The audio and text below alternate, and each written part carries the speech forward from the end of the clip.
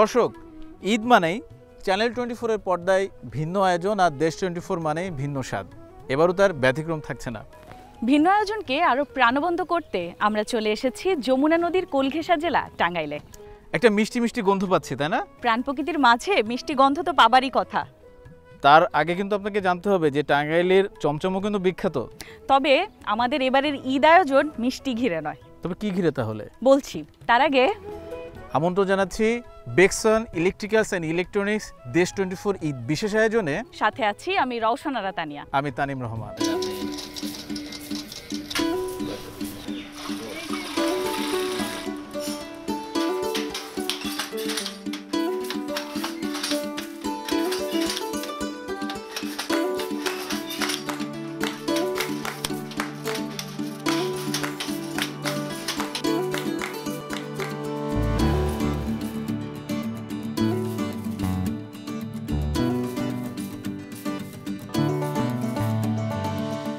শাড়িতে বাঙালি নারীর আসল সৌন্দর্যতা প্রকাশ পায়।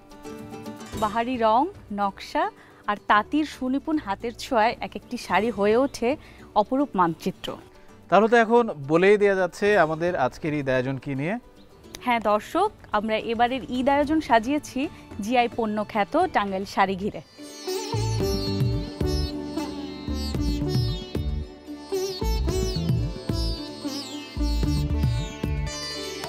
আয়তনে ঢাকা বিভাগের বড় জেলা হিসেবে পরিচিত টাঙ্গাইল শহরের কোলাহল আর ইট পাথরের ফাঁকগলে পিচঢালা পথ মাড়িয়ে আমরা পৌঁছে যাই শাড়ির রাজধানী খ্যাত দেলদুয়ার উপজেলার পাকচাইলে।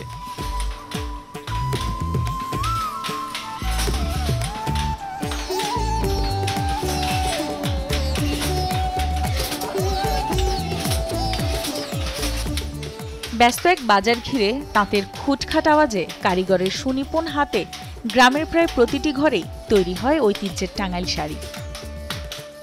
আচ্ছা, খটখট একটা শব্দ হচ্ছে, আপনি কি সেটা শুনতে পাচ্ছেন? হ্যাঁ, সেটার কিসের তাঁতের, কিন্তু কথা হচ্ছে আমরা যখন মার্কেট থেকে এই তাঁতের শাড়ি কিনি আমরা তো তখন হচ্ছে এর পেছনের গল্পটা সাধারণত জানি না, কিন্তু কিভাবে আসলো, কিভাবে কি, আপনি কি সেই ইতিহাসটা জানেন?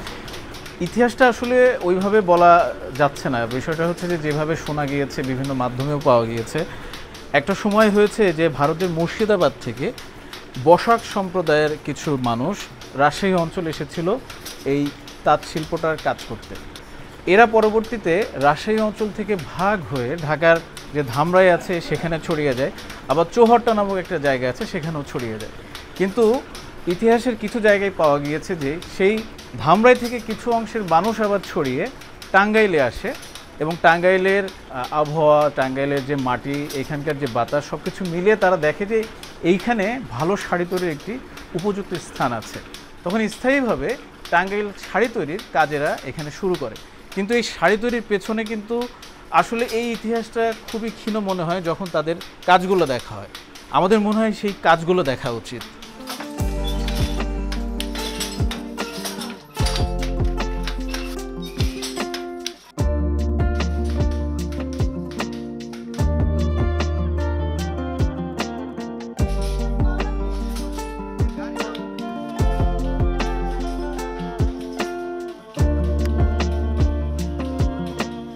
মুর্শিদাবাদ থেকে রাজশাহীর চাঁপাইনবাবগঞ্জে আমাদের পূর্বপুরুষরা এসে ওইখানে শাড়ি উৎপাদন আরম্ভ করে। ওইখানকার আবহাওয়াটা শাড়ি বোনার উপযুক্ত মনে হয়নি আমাদের পূর্বপুরুষদের।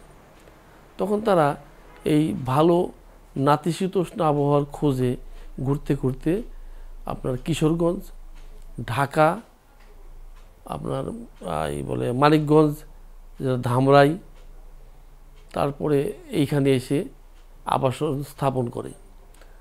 আপনার এই আমাদের এলাকাটা পুরো নদী, এই এলাকাটা পুরো নদীর মধ্যে ছিল। এইখানে চর পড়ে, তখন এখানে আমাদের পূর্বপুরুষরা আবাসন স্থাপন করে কাপড় উৎপাদন আরম্ভ করে এবং তখন থেকেই এই শাড়িটার নাম হয় টাঙ্গাইলের তাঁতের শাড়ি বা টাঙ্গাইল শাড়ি।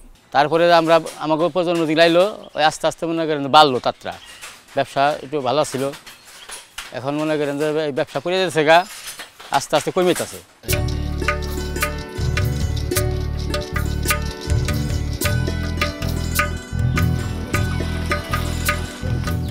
ইতিহাসের সেই বসাক সম্প্রদায়ের হাত ধরে গড়ে ওঠা তাঁতের পাণ্ডুলিপি ধরে আজও সুতার গাঁথনিতে তৈরি হচ্ছে এক একটি শাড়ি। যদিও জীবন জীবিকার তাগিদে হাত আর জাতপাতের ভেদাভেদ ভুলে অনেকেই এখন ঝুঁকেছেন শাড়ি তৈরিতে। সংসারের পরিস্থিতি ভালো ছিল না, এই কারণে তাদের কাজ শিখছি। আমার এলাকায় কাজ শিখছি, শিখার পরে আশেপাশে ডুলুডি আছে, জালালি আছে, অন্য অন্য জায়গায় কাজ করতাম। পরে এই যে 1 বছর ধরে এই জায়গায় কাজ করতেছি। ছোটবেলায় তো এখানে এগুলো দেখে দেখে তো বড় হয়েছি আমরা, পত্রিক কাজ। তো লেখাপড়ার পাশাপাশি এগুলা বাবার সাথে কাজ করছি, বা বাবা স্কুল টিচার ছিল, সেও এগুলাই করছে, স্কুল পাশাপাশি এগুলো করছে। তো পরবর্তীকালে বাবা মারা গেছে, তখন তো আমাদের আর স্কুলের কোনো সংসার নাই, স্কুল থেকে কোনো কামাই নাই। লেখাপড়ার পরে আমি এগুলাই এই তাঁতের সাথেই যুক্ত আজকে প্রায় 20 বছর 25 বছর।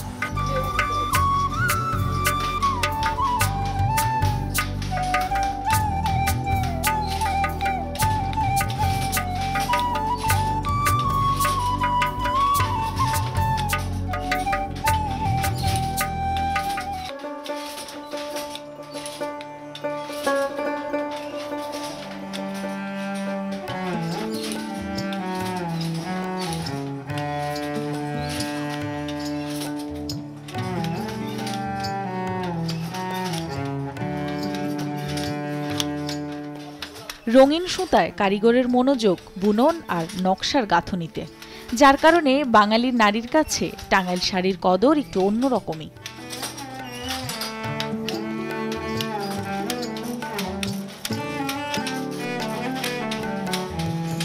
টাঙ্গাইল শাড়িতে আপনি যে কোনো সময় যখন চাবেন তখনই নতুনত্ব আনা সম্ভব, এবং টাঙ্গাইল শাড়িটা খুবই অল্প ওজনের হয়, যেটা নাকি মানুষ ব্যবহার করে খুব আরামদায়ক ফিল করে। সেই জন্যই এটার মানে আমাদের বাজারটা অনেক বড়। দেখুন ওই যে আমার পেশাটা যে রয়েছে, নাচাটা রয়েছে, ওটা মাটি থেকে 1-2 ইঞ্চি উপরে, ভালো করে খেয়াল করে দেখেন। ওটার কারণে সুতাটা সফট হয়ে আসছে, নরম হয়ে আসছে। তা না হলে তো সফট হয়ে যাচ্ছে। আর এই জিনিসটা যদি উপরে থাকতো তাহলে সুতা যেমন শুকনা কাপড় কিরকম, শুকনা কাপড় কিন্তু একটু খসখসা হয়, খসখসা হয় না, গায়ে লাগে, তাই না? ওটাই একই রকম। এই জিনিসটা টাঙ্গাইল শাড়ির নাম বা টাঙ্গাইল শাড়ির বৈশিষ্ট্য একটা কারণে। এই সুতাটা হলো পিওর 82 সুতা, ভালো। এখন মহাজনে যে ডিজাইন আইনার দেয় আলঙ্গে থেকে ওইভাবে আমরা কাজ করি। একটা শাড়ি একদিনে হয়, আবার বেশি টাইমও লাগে।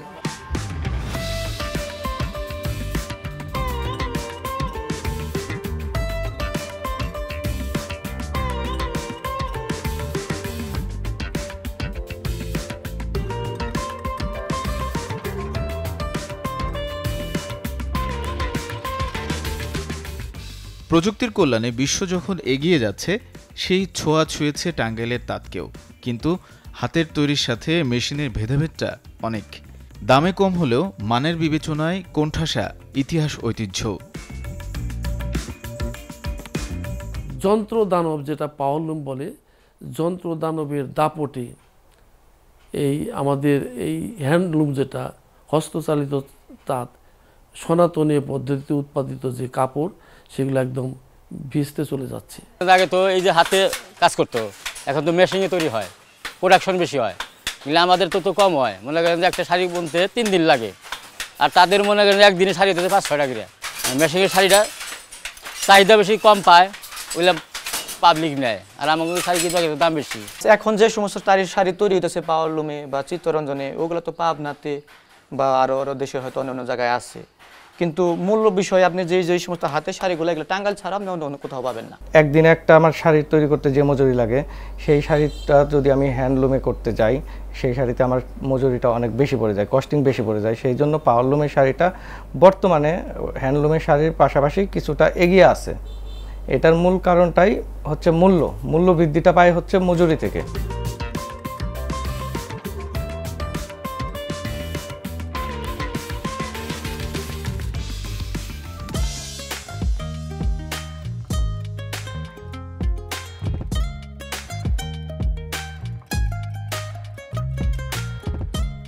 সারাদিনের খুটখাট আওয়াজ আর তাঁতিদের কষ্টের ফল যেন এই শোরুমটা জুড়েই। বাহারি রং আর নকশার টাঙ্গাইলের এই শাড়িগুলো দেশের গণ্ডি পেরিয়ে যাচ্ছে বিদেশেও।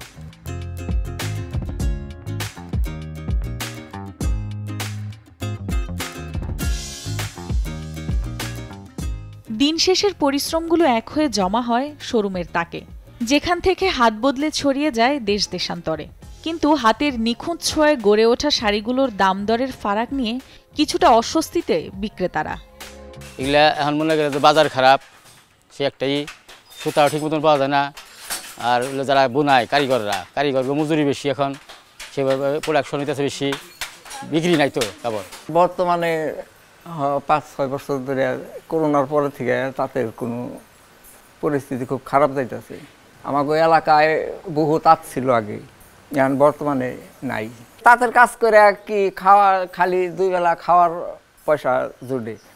যেমন আমার বাচ্চা কাচ্চা যদি রাস্তায় আহেতে তাইলে তো চলতাইছে না। তারপরেও আমার নিজেরই কাজ নাই এখন বর্তমানে, বুঝেন নাই। বাড়িতে আমাদের 17টা তাঁত ছিল, এখন এগুলা কোনোটাই নাই। মানে বিক্রি হয় না, শাড়ি বিক্রি করতে পারি না। প্লাস বিক্রি না হলে তো বোঝেন, বিক্রি না হলে তো টাকা থাকে না ঘরে, খাওয়া তো বসে থাকে না। আর একটা শ্রমিক দিয়ে কাজ করাইলে পারে, তারে তোমার মজুরি দিতেই হবে। তো আমি যদি না বিক্রি করি তারে আমি মজুরি দেবো কোথা থেকে?